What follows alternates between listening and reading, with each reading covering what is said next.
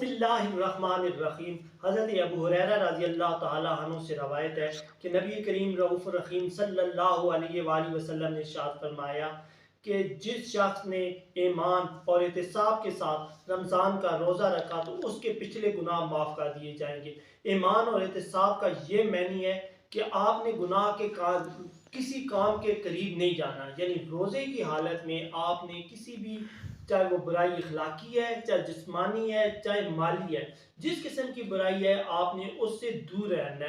ہے۔ اور پھر جو اس آدمی نے اس طریقے سے روزہ رکھا تو حضرت عبد الرحمن بن عوف رضی اللہ تعالیٰ عنہ نبی کریم صلی اللہ علیہ وآلہ وسلم کا ارشاد گرامی نقل کرتے ہیں۔ آپ کہتے ہیں کہ نبی کریم صلی اللہ علیہ وآلہ وسلم نے فرمایا کہ جس نے ایمان اور احتساب کے ساتھ رمضان المبارک کے روزے رکھے وہ گناہوں سے اس طرح پاک ہو جاتا ہے جس طرح وہ ماں کے پیٹ سے پیدا ہوا۔ اور نبی کریم صلی اللہ علیہ وآلہ وسلم نے فرمایا کہ روزے دار کے لیے دو خوشیاں، ایک افطار کے وقت اور دوسری خوشی جب وہ رب سے ملاقات کرے گا۔ یعنی جب ہم افطار کا وقت ہوتا ہے تو ہماری جو افطار ٹیبل ہوتا ہے، جو اس کے اوپر دنیا جہاں کی لذتیں اور نعمتیں اللہ تعالیٰ کی ذات ہمیں دے دیتی ہیں۔ اور فرمایا دوسرے کیا ہے کہ یعنی جب بندہ اپنے رب سے ملاقات کرے گا تو اس وقت اس کو دوسری خوشی ملے گی۔ اور روزے کا اجر و ثواب کیا ہے؟ فرمایا گیا کہ روزہ، حضرت ابو ہریرہ سے روایت ہے،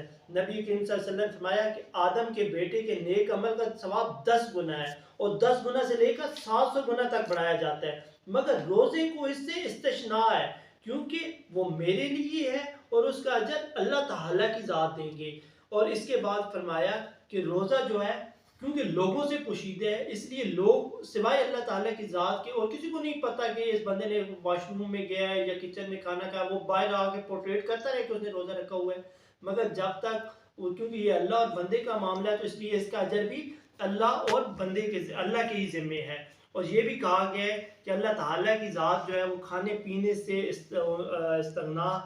اور روزہ دار اگرچہ اللہ تعالیٰ کی صرف سے متشابہ تو نہیں ہوتا لیکن وہ اپنے اندر یہ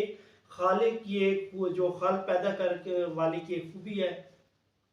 حضرت عثمان بن ابی العاص رضی اللہ تعالیٰ عنہ سے روایت ہے، نبی کریم صلی اللہ علیہ وآلہ وسلم نے ارشاد فرمایا روزہ جہنم کی آگ سے ڈھال ہے، جیسے تم میں سے کسی شخص کے پاس لڑائی کے وقت ڈھال ہو۔ یعنی جو پرانے زمانوں میں تلوار اور تیروں کی ہوتی تھی تو چمڑے کا بنا ہوا ایک ڈھال ہوتی تھی جس سے وہ، یا لوہے کی بنی ہوتی تھی، اور اس سے وہ ضربوں جو تیر کے ہوتے تھے وہ ڈھال سے روکتے تھے، اور وہ اس انسانی جسم کو جو تھا وہ تکلیف کم سے کم پہنچتی تھی، اور جو وہ تیر یا وہ تلوار کے جو ہوتے وہ کم سے کم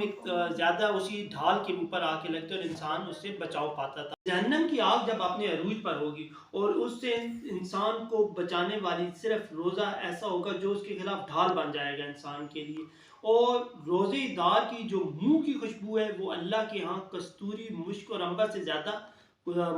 پاکیزہ ہے۔ اور ابو ہریرہ رضی اللہ تعالیٰ عنہ سے روایت ہے کہ نبی کریم صلی اللہ علیہ وسلم نے فرمایا کہ والذی نفس محمد بیدی، کہ جس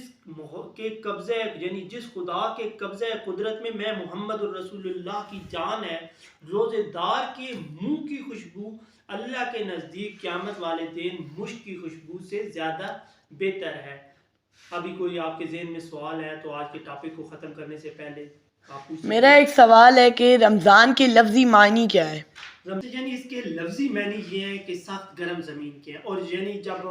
عربوں نے نا اپنے ہاں زمانوں کے نام رکھنے شروع کیے تو جس وقت یعنی موسموں کے حساب سے انہوں نے رکھے تھے، تو اس وقت جو رمضان کا مہینہ جس وقت آیا تو وہ انتہائی شدید گرمیوں کا موسم تھا۔ اور یہ بھی ہے کہا جاتا ہے کہ رمضان کا لفظ جو ہے وہ رمز الصائم سے لیا گیا ہے، جس کے معنی ہے روزے دار کے پیٹ کی گرمی یا شدید گرمی ہے۔ اور رمضان کو رمضان کے اس لیے نام دیا گیا ہے کہ یہ گناہوں کو جلا دیتا ہے، یعنی وہ اس کی گرمی جو ہوتی ہے وہ گناہوں کو جلا دیتی ہے۔ میرا لاسٹ کوسچن ہے کہ روزہ فرض کب ہوا؟ مجید میں ارشاد باری تعالیٰ ہوتا ہے کہ یا ایھا الذین آمنوا کتب علیکم الصیام کما کتب علی الذین من قبلکم لعلکم تتقون، کہ ایمان والوں آپ کے اوپر روزے فرض کر دیے گئے ہیں جیسے کہ آپ سے پہلی امتوں پر بھی فرض کیے گئے تھے تاکہ آپ تقوی اختیار کریں۔ اور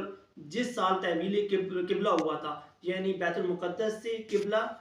خانہ کعبہ ہوا تھا اسی سال یعنی سن 2 ہجری میں یعنی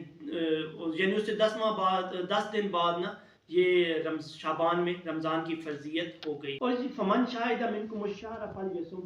تم میں سے ہر وہ آدمی جو اس مہینے کو پائے تو وہ اس کے روزے ضرور رکھے. لہذا ہم تمام آپ ایمان اور احتساب کی حالت میں رمضان کے روزے رکھیں. السلام علیکم ورحمۃ اللہ وبرکاتہ.